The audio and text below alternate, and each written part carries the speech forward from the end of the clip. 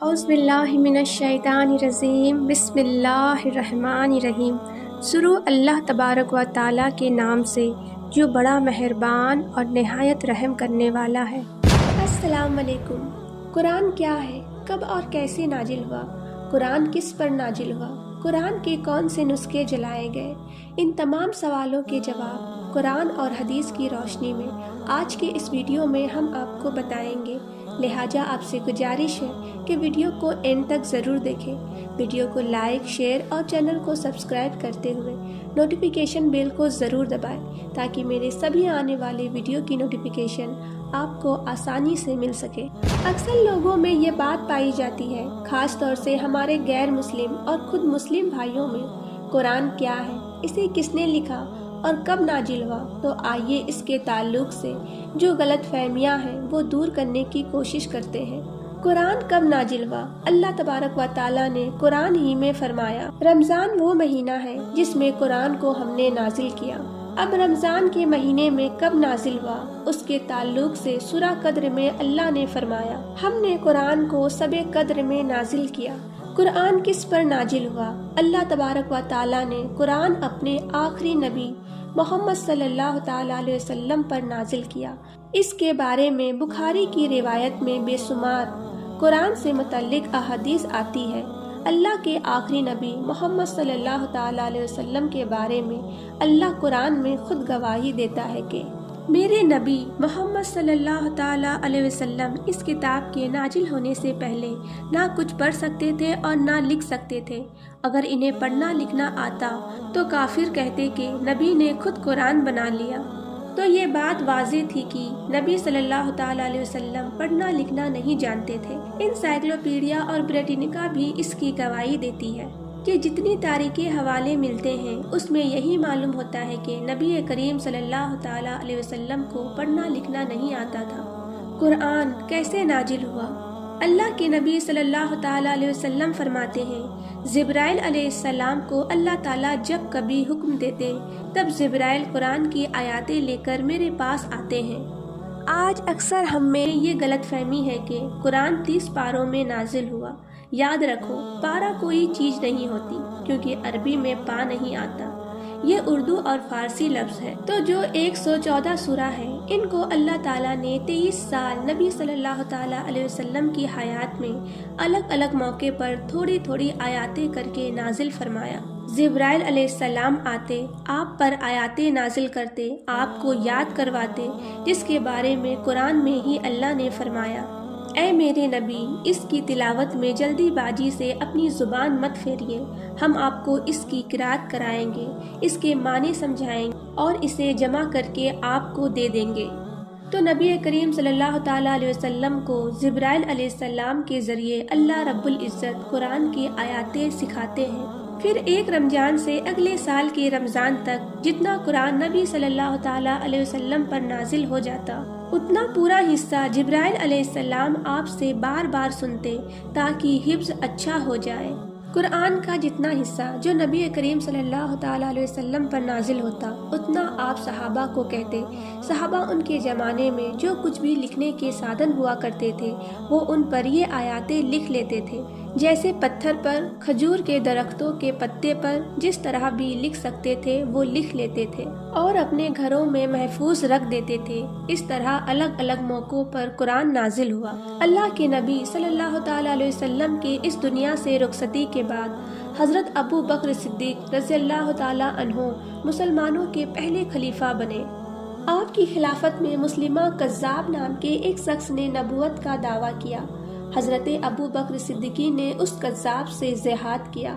اس جنگ میں تقریباً 70 صحابہ شہید ہوئے جو حفاظ قرآن تھے، مطلب وہ صحابہ جن کے پاس نازل ہو چکی آیاتیں حفاظت میں تھی۔ تو حضرت عمر رضی اللہ تعالیٰ عنہ حضرت ابو بکر صدیقی کے پاس آئے اور کہا کہ اے امیر المومنین، اگر حفاظ اس طرح ختم ہو جائیں گے تو قرآن الگ الگ گھروں میں الگ الگ حصوں میں رکھے ہوئے ہیں جسے سمجھنے میں لوگوں کے لیے پریشانی ہوگی، لہٰذا ہم ایک کام کرتے ہیں، آپ سب سے کہیے کہ جو بھی قرآن کا حصہ انہوں نے لکھا تھا وہ پورا لائے، ہم حفاظ قرآن کو بیٹھائیں گے، پورے اوراق کو ترتیب سے جمع کریں گے اور جمع کر کے ایک جگہ سی دیں گے۔ لہٰذا ویسے ہی کیا گیا، ایک نسخہ بنایا گیا تو پہلی مرتبہ قرآن نے کتاب کی شکل لی اور اس کو رکھا گیا امہات المومنین حضرت عائشہ کے گھر میں۔ پھر بعد میں جب عمر رضی اللہ تعالیٰ عنہ خلیفہ بنے تو اس نسخہ کو لایا گیا عمر رضی اللہ تعالیٰ عنہ کے گھر۔ اب بات کرتے ہیں قرآن کے کون سے نسخے جلائے گئے۔ حضرت عمر رضی اللہ تعالیٰ عنہ کی شہادت کے بعد حضرت عثمان رضی اللہ تعالیٰ عنہ کا دور خلافت آیا۔ عثمان رضی اللہ تعالیٰ عنہ کی خلافت میں اسلام عرب سے باہر بھی پھیل رہا تھا۔ ایران، انڈونیشیا، افریقہ، اسی طرح بھارت تک پھیل رہا تھا۔ اس دوران جو غیر عربی لوگ، چونکہ عربی ان کی مادری زبان نہیں تھی، لہٰذا قرأت کرنے میں غلطی کر رہے تھے اور اپنے قرأت کے حساب سے جیسا چاہے لکھ رہے تھے۔ لوگوں نے عثمان رضی اللہ تعالیٰ عنہ سے شکایت کی کہ قرآن کو الگ الگ طریقے سے لوگ پڑھ رہے ہیں، لہٰذا آپ نے کہا کہ جس کے پاس بھی لکھا ہوا قرآن ہے وہ سب لایا جائے۔ سارے نئے لکھے قرآن کے نسخے لائے گئے۔ ان سارے نسخے کو آگ لگا کر جلا دیا گیا۔ آگ لگانے کا حکم اس لیے دیا کیونکہ اللہ کے نبی حضرت محمد صلی اللہ تعالیٰ علیہ وسلم کا واضح ارشاد مبارک تھا کہ کہیں اگر قرآن لکھی ہوئی ہے تو اسے پھاڑو مت بلکہ دفن کرو یا اسے آگ لگا دو۔ لہٰذا ان تمام نئے نسخے کو جلا دیا گیا اور پھر وہ پہلا نسخہ ماسٹر کاپی جو حضرت عمر رضی اللہ تعالیٰ عنہ کے مشورے پر بنایا گیا تھا، اسے حضرت عمر رضی اللہ تعالیٰ عنہ کے گھر سے لا کر صحابہ سے کہہ کر اس نسخے کی 7 کاپی بنائی گئی۔ کیونکہ آپ کی خلافت میں اسلامی حکومت کے 7 راجیہ ہیں، ہر راجیہ کا ایک گورنر تھا، لہٰذا ہر راجیہ کو حضرت عثمان رضی اللہ تعالیٰ عنہ نے اپنے خلافت کی سیل منگا کر ایک اوریجنل کاپی روانہ کر دی۔ آج دنیا میں ہم جتنے بھی قرآن کے نسخے دیکھتے ہیں اسی قرآن مسجد کی کاپی سے بنے ہیں، لیکن اس پر زیر جبر نہیں تھے۔ قرآن میں زیر جبر کہاں سے آئے؟ قرآن مسجد کی ان 7 کاپی میں زیر جبر نہیں تھا کیونکہ وہ عربیوں کی مادری زبان تھی، جیسے کہ اردو ہمارے لیے بالکل عام زبان ہے، لہٰذا ہمیں بھی اردو پر زیر جبر کی ضرورت نہیں پڑتی۔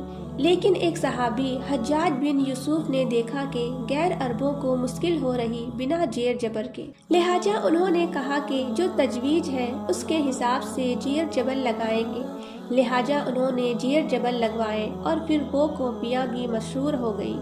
لیکن جو تجویز اور قرأت ہیں یہ بالکل اسی سے ہو بہو ملتے جلتے ہیں جو حضرت عثمان رضی اللہ تعالیٰ عنہ کے زمانے میں تھے۔ عقل مندوں کے لیے ہدایت ہے قرآن میں۔ الحمدللہ یہ قرآن دنیا کی ایک ہی ایسی واحد کتاب ہے جس میں 4 سال کے بچے سے لے کر 100 سال کا بزرگ بھی پورا حفظ کر لیتا ہے۔